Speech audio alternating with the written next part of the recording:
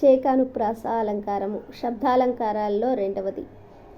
రెండు అంతకంటే ఎక్కువ కాని హల్లులు వ్యవధానం లేకుండా, అంటే మధ్యలో ఏమీ కూడా రాకుండా పక్కపక్కనే రావడాన్ని, అది కూడా అర్ధభేదంతో రావడాన్ని చేకానుప్రాస అలంకారం అంటారు.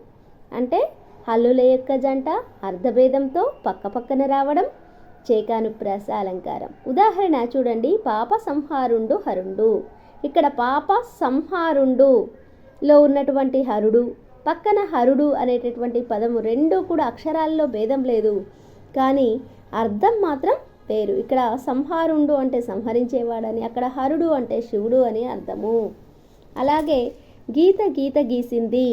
ఇక్కడ గీత అనేటటువంటి పదంలో అర్థం వేరు, గీత గీసిందిలో ఉన్నటువంటి గీతకి అర్థం వేరుగా ఉంది.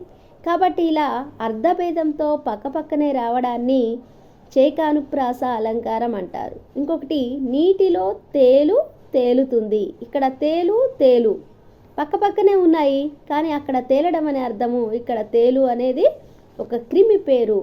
ఇలా వేరువేరు అర్థాలు గల పదాలు వెంట వెంటనే వస్తే దాన్ని చేకానుప్రాస అలంకారం అంటారు.